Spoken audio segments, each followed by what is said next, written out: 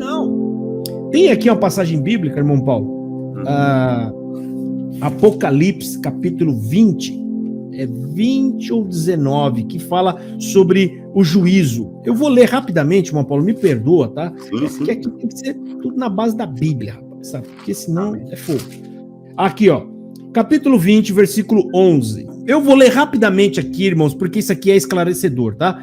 Apocalipse, capítulo 20, a partir do versículo 11, tem o título, o seguinte título, essa passagem: O juízo final. E vi um grande trono branco. Esse aqui é o dia, irmão, que vocês vão comparecer lá.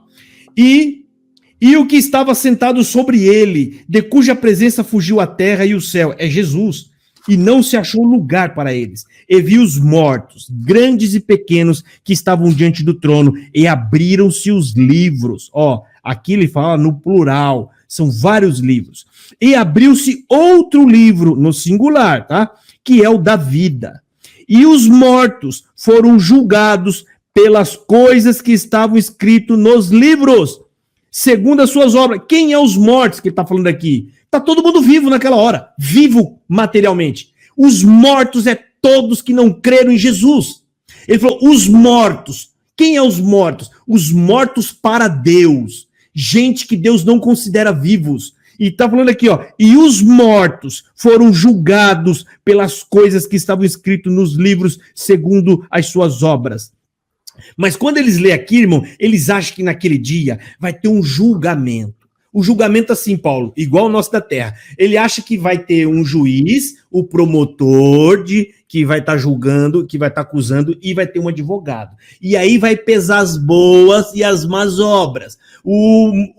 O promotor vai falar, não, mas ele roubou, ele mentiu. Aí vai o advogado, não, mas ele também deu comida pro pobre, ele foi lá, ele foi visitar um doente. Eles acham que vai ter um julgamento onde vai fazer um peso e aí o lado que pender mais, você salva ou você não salva. Eu não sei de onde eles inventaram isso.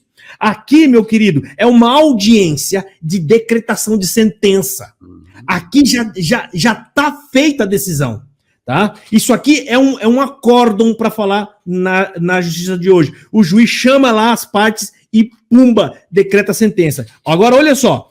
E deu o mar os mortos que nele havia, e a morte e o inferno deram os mortos que neles haviam, e foram julgados cada um segundo suas obras. Esse julgado que ele está falando é onde Deus deu a sentença, foi todos eles condenados, não existe absolvição aqui. E olha só, e a morte e o inferno foram lançados no lago de fogo. Esta é a segunda morte. Agora olha o último verso dessa passagem. Presta atenção. E aquele que não foi achado escrito no livro da vida foi lançado no lago de fogo. O que eu quero dizer com isso? Existe um livro e existe vários livros. Vamos pôr um aqui, que é o livro da vida, e 5. Esse 5 é o livro das obras. Obras, qualquer obra fora de Jesus. Qualquer obra. O que ele está falando? Ó, todos que estiverem com o nome nesses livros, é óbvio que o seu nome só pode estar em um lugar. Ou está no livro da vida, ou está aqui. O seu nome não vai estar nos dois. E ele fala o quê? Todos aqueles que foi achado com o nome aqui, foi condenado. Aí ele reforça dizendo, todo aquele que não tiver com o nome escrito no livro da vida, será condenado. Você está entendendo, irmão CCB, que não existe salvação por obra. Não existe. Eu vi o Salvador Bueno pregar isso aqui, uma heresia. Ele falando, irmão, naquele dia vai ter um julgamento, né, irmão? E aí Deus vai pesar as obras. Ele falou, eu fiz um vídeo sobre isso. Tem um vídeo um pouco mais antigo, tem uns 2 anos aqui o meu vídeo. Ele pregando salvação por obras, lendo o juízo final. Ou seja, eles não sabem nem interpretar um texto. Isso está no texto, gente. Eu não sou espiritual. O Paulo Dancini não é espiritual. Tá no texto. Isso aqui, com uma boa escola que você fizer, assistindo direitinho a aula de português, você vai saber interpretar o texto. Tá errado isso aqui que eu falei, irmão Paulo? Não tá escrito isso aqui? Brother, tá perfeito isso daí. E outra coisa, Romanos 8...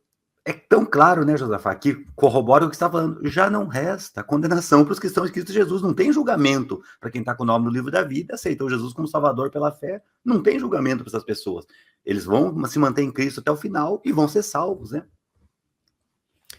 Eu vou responder Noel 44. Primeira coisa, Noel, é tão triste ver vocês entrar aqui com um nome fake, foto fake. Vocês vivem debaixo de opressão nessa igreja. Vocês não têm sequer a liberdade de usufruir um direito que a Constituição do Brasil te dá, né? Que é você entrar aqui com o seu nome, com a sua foto. Vocês têm medo dos anciões. Aí ele está falando aqui, então, aliás, Josafá, então Deus vai lançar todos que servem a Deus na CCB no inferno? Me responde, querido, quem Deus vai lançar no inferno ou não, isso você tem que perguntar para Deus, não é para mim. O meu papel aqui é ler a Bíblia e falar, a tua igreja está ensinando errado. Essa é a nossa tarefa aqui da Terra, humana. A gente seguir as orientações da Bíblia e falar para vocês, é óbvio que na minha análise, o quê? Se você está dentro de uma seita, de uma igreja que prega só heresia, é óbvio que ela está fabricando condenados, condenado, querido. Agora, se o Espírito Santo achar graça em salvar alguém no meio dessa imundiça, é o Espírito Santo quem vai fazer a obra, não sou eu. Não é vocês que falam também que as pessoas que estão nas outras igrejas são tudo falsas e vão ser condenados? Vocês fazem pior, rapaz. Vocês colocam todo mundo e não importa se eles estão lá ouvindo o evangelho ou não. Eu estou aqui fazendo uma análise, provando para você que a tua igreja ensina heresias, mas você não consegue defendê-la. Aí você faz uma pergunta para tentar criar um incômodo. Ah, então Deus vai lançar? Vai, querido. Todos que não creram no nome do teu filho Jesus Cristo serão lançados no inferno. Simples assim. Agora eu te faço uma pergunta, Noel. Quando você foi batizar, ou quando um CCBano te evangelizou, ele falou de Jesus para você ou ele falou da denominação? Seja sincero com você mesmo, querido. Sincero com você mesmo. Não precisa responder para mim, porque você não vai ter coragem. Sabe o que acontece lá? Eu já fiz análise, eu coloquei aqui uma pregação de um batismo, 40 minutos de pregação, né? O Alarico Munhoz, ele não falou de Jesus nem um minuto, nem usar o nome dele para falar com palavra de efeito, e não falou mesmo de Jesus. Aquelas pessoas que se batizaram crendo no Alarico, não creram em Jesus, creram no ancião. Elas estão seguindo o ancião e a denominação. Eu coloquei um vídeo recente aqui agora, né, do Nenê da Vila Ré, ancião, atendendo a reunião de jovens. Foi 33 minutos, ele nem sequer mencionou o nome de Jesus. Isso é uma enganação. Eles colocam o nome de Jesus lá em cima da parede para mentir para vocês que aquela é uma igreja cristã. Igreja, como é que eu vou falar, Paulo? Então eu coloco uma fábrica e eu meto na frente da fábrica lá Coca-Cola e quando você entra lá eu tô invasando tubaína. Eu tô enganando ou não? Tá enganando. É propaganda enganosa, né? Você não tem nada a ver com aquilo, né? E não é exatamente isso, Paulo. Eles não colocam Cristo lá e não pregam Cristo. O que é isso? Então, e essa pergunta desse irmão mostra que ele não conhece o evangelho. Quem conhece o evangelho sabe que quem está em Cristo não tem condenação para ele, né? Independente da placa da igreja, né? Só que eles fazem uma pergunta capciosa, achando que a gente vai ficar desconcertado. Mas, querido, a gente não vai correr do evangelho. Você viu que a minha resposta para você foi evangelho. Foi simples assim, pumba no evangelho para você. É simples assim, querido.